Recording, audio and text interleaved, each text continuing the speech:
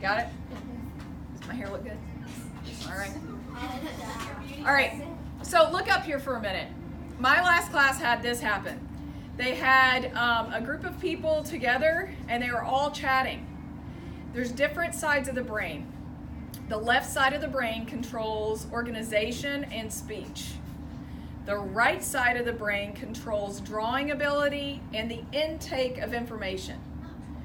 You can't do this grid project, or usually you can't do drawing and talk at the same time. People in my last class, you probably heard them saying this.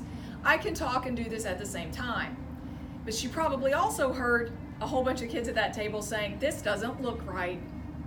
Because they were talking so much that it was affecting, the brain is switching back and forth, back and forth, back and forth. And we've already talked about how much light, how difficult it is to see light as it really is versus like a symbol. The more you talk, that's left side. The more you talk, the more you have symbols that happen in your brain rather than the really complex lines that you need to see, okay? So be careful of talking too much while you work, because it will shift your brain back and forth. That's why it's kind of, you'll hear me while I'm drawing. If I'm showing you guys something on the screen and I'm drawing, you will hear me actually have stutter happen.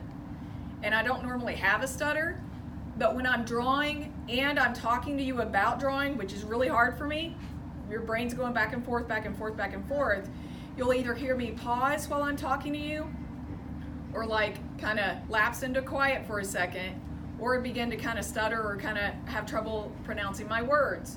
It's because my brain is having that much trouble going back and forth. Now, if I've been doing it, and I'm 46 years old, and I've been doing it since I was like 6, that's a long amount of time to draw, right? Like, I've always been able to draw pretty well. If I've been doing it that long and I'm having trouble going back and forth, you probably want to limit your talking, okay? I don't want to say you can't talk at all, because sometimes you might have to look at your friend and say, hey, do you think this is matching up in this square? Once or twice with that would work. But like when you're having a huge conversation about like Fortnite and other stuff, like that's just not gonna work, okay? You gotta get your body calm, and when your brain starts telling you that you can't do this, you've gotta tell it to be quiet. Like you gotta just see it and put it. Sometimes kids, John, stay right there.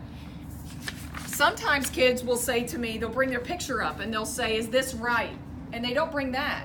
They don't bring this with them. I have no clue if it's right or not. Why? I know nothing. The reason I can draw this is because I know nothing. I just see it all. Do you get that? I'm just seeing it. I don't, like, it's not that I know it. There's not enough, I don't have enough brain cells to know it. There's too many lines in the world to memorize. There's no way I could do it. But I can see it and put it. And that's all I'm asking you to do. Just see it and put it. Don't like try to analyze it, you know, and figure out why it's doing that.